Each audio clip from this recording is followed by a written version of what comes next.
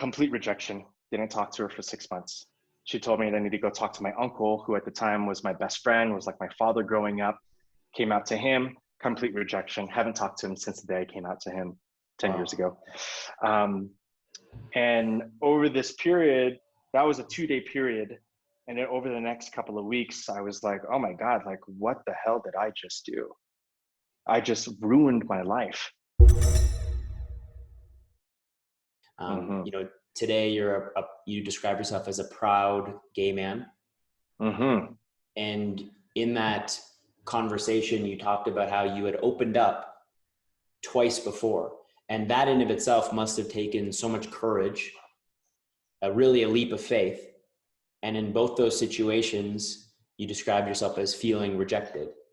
Can we talk about that a little bit? Because you mentioned this third conversation went differently. And so maybe you could, position us there, because when we are having conversations with ourselves, we're having conversations with our loved ones, my intention with my life moving forward after hearing stories like yours is, how can I fully accept myself for who I am? Yeah. And if I can fully accept myself and love myself unconditionally, then I can go out into the world and I don't have to judge and label and tell people the way they need to live their lives. Instead, I can accept them. And so can you talk us about that place in your life and what that was like and what you were dealing with? Yeah, man.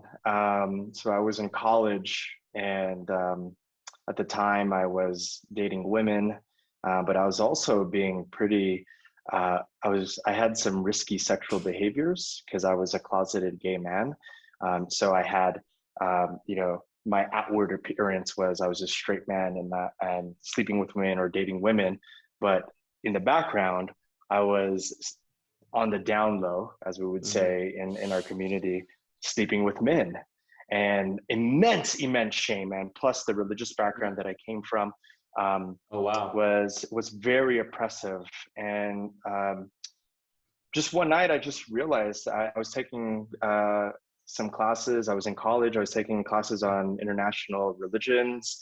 I was taking anthropology classes, and I just realized, like, holy shit, like, that for the last several millennia, all of these communities and these religions believed that what they believed in was their truth, and that their God was the truth, and everyone else was wrong.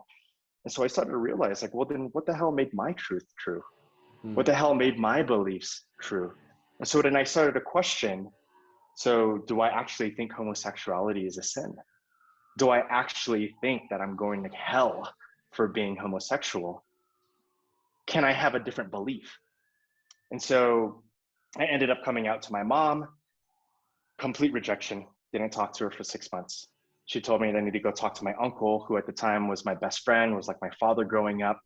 Came out to him. Complete rejection. Haven't talked to him since the day I came out to him 10 years ago. And over this period, that was a 2-day period. And then over the next couple of weeks, I was like, oh my God, like, what the hell did I just do? I just ruined my life. Now I don't have the two most important people in my life now aren't talking to me. They refuse to talk to me. What the hell? And I started to contemplate suicide. And I started to dream about the possibilities of what it would be like for me to end my life. And my intention of that was I wanted to get them back. I wanted to take my own life because I was spiteful, because I wanted you to hurt. And something in me was just like, Mike, like, let's try this one more time.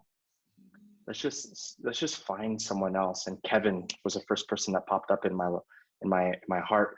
And I was just up late at night, just thinking in my head. And finally, I just made the call. He lives in Cape Cod, Massachusetts, and it was like 12 in California, and it was 3 a.m. in Cape Cod, and he answered.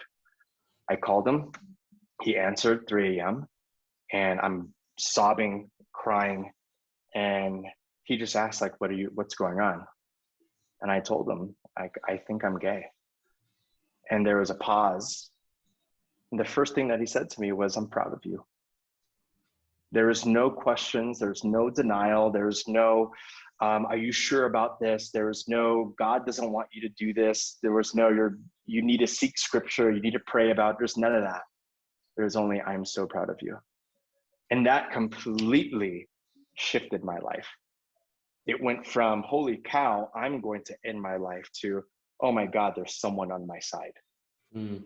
Wow. And so it was this process of gathering the courage to ask for help, right? It was this process of, okay, I asked for help from my mom, didn't get it, rejected. Asked for help from my uncle, didn't get it, rejected. Okay, let me try this again. And then I got it. I think oftentimes we as men feel like we're going to get rejected when we ask for help, which is one of the reasons why we don't ask for help, right?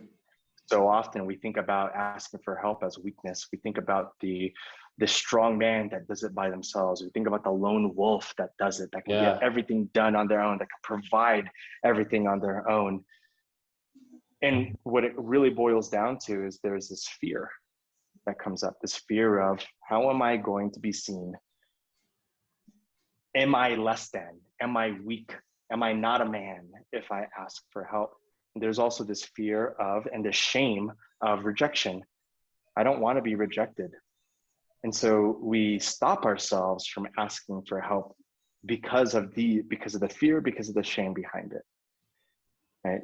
And when, I mean, man, I think many of us today know all the men's mental health statistics, right? The suicide rates, the loneliness, the addiction, the domestic abuse, all of these things wrapped up around our identity as men and what we think we need to do or how we need to behave to, quote unquote, be a man. And so, yeah, man, I mean, I think I was privileged to gather the courage to ask for help, but I also had the privilege of knowing that I can get help.